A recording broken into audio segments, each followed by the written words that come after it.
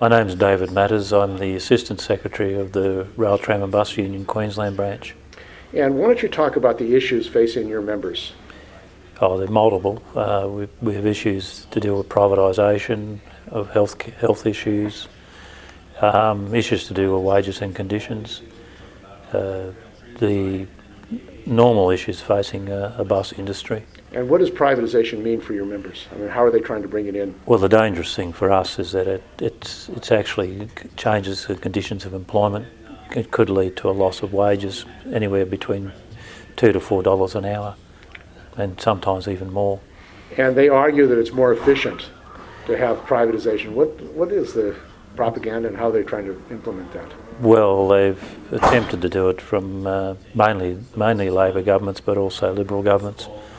The two-party system works on it to say that it's going to deliver cheaper services or better services. The interesting thing in Brisbane is that they've learnt the lessons from other privatisations. They've actually raised the fares on the public system, which is controlled by the state government, and our employer, which is a public employer, is one of the employers working for that state system. So is there corruption in the whole privatization system? There's ultimately corruption, but in a developed country, corruption is much better hidden than it is in the developing countries. There's things like people getting jobs in different companies. A number of the state transport officials now work for private companies. People who did previous reports ended up with jobs with successful tenderers for private companies, ended up as managers for those companies. There's also systems of underhand behaviour towards the politicians that haven't even been detected. People end up on boards. There's a whole range of those types of arrangements. And how does privatization affect the public transportation system? It deteriorates the quality of the transport system. There's always 5% to 10% of it money has to go to private profit. Effectively, that's a tax deduction from the pay of people that are paying in for the system. It usually leads to higher prices, less services in different areas, but ultimately, most privatisations currently aren't real privatisations. What they are in Australia is that they subcontract out the labour and manage to reduce the labour costs, and so the only disbenefit is the people who travel on the buses and the workers who work in the industry. And there's a Labor government in Australia. Why are they carrying out the same privatisation schemes? Well, there's three tiers of government in Australia. There's federal government, state government and local government. Queensland is unique, or Brisbane is unique, in that the local government owns and operates the bus service from a former tram service. The state government now licenses the bus services, and they've been in the business from Treasury of supposedly reducing costs, but in reality they're about trying to deliver services at what they claim is a cheaper rate. But more often than not, it's multinational corporations or transnationals, whichever you want to call them, coming in from countries like France, Great Britain. We've had companies like Transit, which give themselves various names, such as Transit Australia, Keolis, Veolia, the French water company, Serco, which is Master's Voice, famous for ballistic missiles. A number of those have been active in public transport in Australia. And why don't you talk about the situation for workers, injured workers, and health and safety in Australia? The laws have changed dramatically. In Queensland we had an inquiry that was called the Kennedy Inquiry, and after that the employers were allowed to engage in self-insurance, and workers' compensation changed from being compensation for an injury by the employer to being an insurance coverage. And the problem with insurance companies is that they like to take premiums, but they don't want to pay. For an employer who's a self-insurer, what that means is that they make savings by reducing the claims that they get on compensation. So they do things like doctor shopping, They go out to find the doctor that will give them the opinion that they want. They work to prove that the injury was not caused by work, and they've lowered the standards in the state legislation for what actually constitutes an injury within the meaning of the Act. An interesting definition is that work needs to be a significant contributing factor. That's had damage on things like heart attacks, which are clearly caused by the industry, particularly the bus industry, but a lot harder to demonstrate now in respect to that. Although data that's been brought at this conference here on the ITF conference might be useful in starting to prove that heart disease again is a result of working as a bus driver. And the issue of national health care is under threat. How is that affecting bus drivers and transit workers? Well, the whole healthcare industry or health insurance industry in Australia is subsidised by the government through a lifetime type of payment. As you get a cheaper discount, and money is paid by the government to the insurers to reduce your discount depending on how old you are. Effectively, if you're an older worker like myself, it's prohibitive to buy private insurance, but the government's trying to encourage people to get private insurance. The private insurance money doesn't go into the public system. Effectively, in Australia, we had a reform back in the 1970s where an organisation was created, Medibank, and Medibank has been under attack since then subsequently by Liberal governments, and now unfortunately by Labor governments who are making reforms that restrict people's access to medical care. They restrict and increase the cost of medical care. Is there an organised effort by employers to get rid of senior employees? Actually, on the contrary, in Australia, there is the organised campaign is to abolish retirement. They are running under the discrimination legislation. The retirement age of 65 was abolished. The pension system is privatised through a superannuation scheme that's been put where people are compulsorily have some of their wages are transferred towards superannuation. They never see it as wages. It's paid by the employer and appears to be paid by the employer. But it was a trade-off for wage rises during the accord period, and effectively that gets gambled on the stock market. In the last period, things haven't been going so well with the stock market, so people are well worried about their superannuation. And some older workers who have relied on superannuation to live have had to come back to work. So is that a growing problem that workers can't afford to retire in Australia? It's a significant change in the landscape because there's high youth unemployment. For some reason it doesn't show up in the statistics, but there's around about 24 to 23% youth unemployment. Whereas amongst older workers are working as old as up to 80 years of age in jobs that like bus driving that are very manual. And that has an unusual effect. It's changed the nature of family life. And what's happening now with deregulation, the TPP? They want to have a NAFTA type program in Asia, Asia Pacific. What's going on with the United States and President Obama's visit to Australia? I'm quite happy to say that I believe that our Prime Minister is treasonous. She's allowing a foreign power to dictate. A lot of upset, a lot of anger amongst Australian people towards the Prime Minister in regard to her behaviour towards the President. The press made a lot of the trivial aspect of the fawning, loving looks in the eyes, but the real problem has been the loss of sovereignty that's continuing. It goes back to the Pine Gap deal, which was a peppercorn rent for a military base, but now Darwin is to be turned into a military base. It involves us in a peculiar relationship. Our major trading partner is China. Our major source of expenditure for military equipment is the United States. We were forced to spend money on compatibility with the US forces. There was a better system for Australia's defence. It was cheaper, but we're paying more taxes now because we had to buy the American system.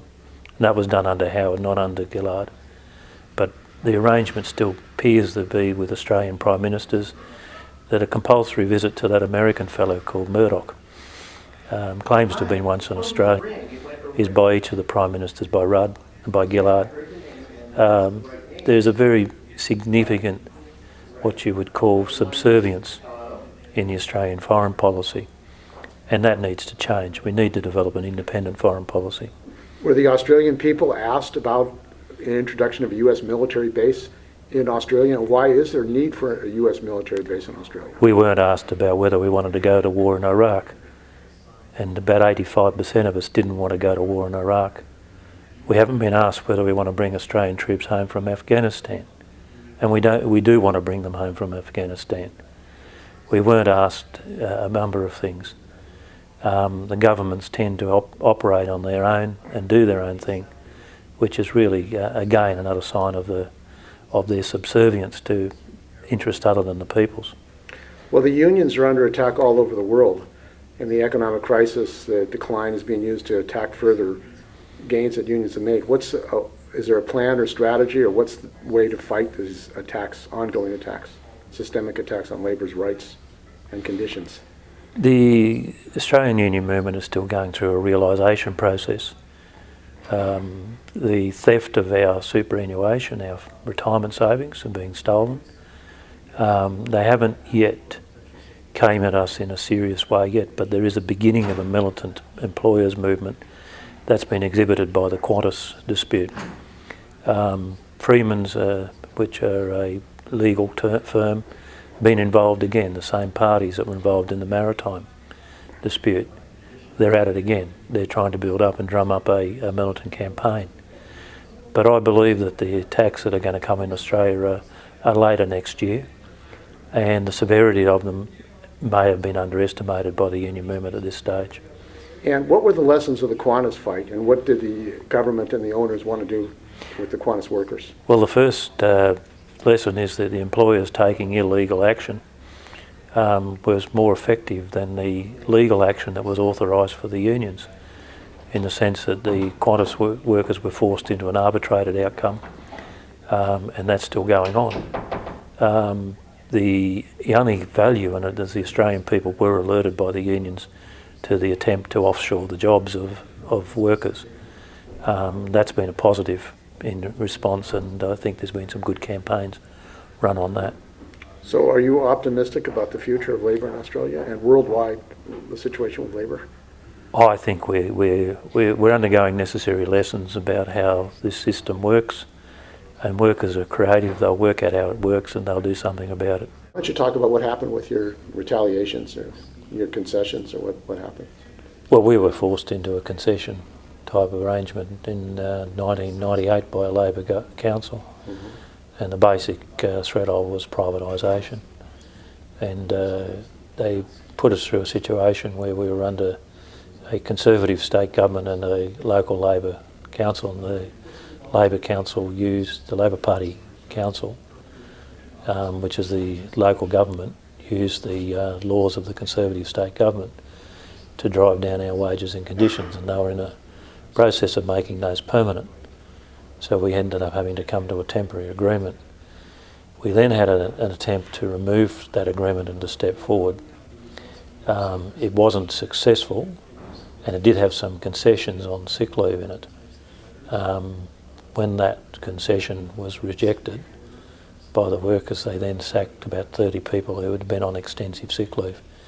That was part of the reason the union was trying to negotiate the agreement, was to prevent any sackings from occurring. It was also important in trying to come back from where we were before. The Labor Party often thinks about turning itself into a Democrat party. They're a peculiar cross between the British Labor Party and the Democrats. The politicians want to free themselves up from the union movement, even though the union movement originally founded the Labor Party. In fact, Australia is a peculiar country in that in some countries the unions were founded by political parties. In Australia, most of the political parties indirectly or directly were founded by the union movement. Even the Nationals and the Liberals derived themselves from splits in the Labor Party. in the ultimate beginning of their lives. So effectively, the Labor Party being founded, even the Communist Party was founded by the union movement in Australia. It was radical unionists and socialists who got together to form that party. So the unions in Australia have had a long history of political involvement. And are workers afraid to complain about health and safety for fear of being retaliated against, sacked, if they do complain about health and safety issues? Not in unionised shops. Yeah. We did have a dispute because there was a law passed by the Labor government in relation to workers' compensation to try to limit private employers who were small employers from sacking workers on workers' comp. But it was badly drafted, and it put a provision that you couldn't be sacked for 6 months, which effectively meant after 6 months workers were sacked. We had a strike on this issue in Brisbane. The bus drivers, they sacked a driver who'd been injured and he'd been working in light duties for quite a while, being usefully employed. He was 64 and a half, he was a few months away from retirement, and he was just going to go into retirement quietly. And they brought him down from his job, which was customer service, in the morning and gave him a letter to tell him he was dismissed. The delegate got him to rewrite the letter to show that he was a good employee. We then took the letter to a number of depots, and those depots, the drivers felt extremely strongly, surprisingly, at all depots, and stopped work immediately. We were then declared to be an illegal action. But after talking on the news media, the city began to swing behind us because there was a great deal of public sympathy. The Lord Mayor it was just after your tragic event of 9/11, the Lord Mayor had the audacity to call us terrorists for our activity in defending this worker. But at the end of the day, there wasn't a pub or club or anywhere I could go without people knowing who I was and asking about our worker. We won the action. We eventually changed the law. If there had been stronger action in support from other unions, we think we would have abolished the law, and it would have made it a crime to sack anybody on workers' comp. It should be a crime to sack any worker on workers' comp. The people who injured them should not be able to benefit by dismissing the worker. That was a significant struggle that we had, and we couldn't have won it without the community support. The state government were giving instructions to the Arbitration Commission, get it over with, because it was causing a significant amount of revolt. One interesting factor was with the news media. Both cameramen that were filming me from the two rival channels, 7 and 9, had both been dismissed under the same law. Needless to say, my makeup and my appearance on TV was unusually good. The interview with the member was very good. He was very presentable. He was not your kind of worker who was known for slacking off. He'd come to work in pain, and he presented it to the public in a grandfatherly way. So it was a nightmare for those who were pursuing this law. And we were pleased, and we were always pleased with the fact that our union played a significant role in changing the conditions for not just our workers, but for workers throughout the whole of industry.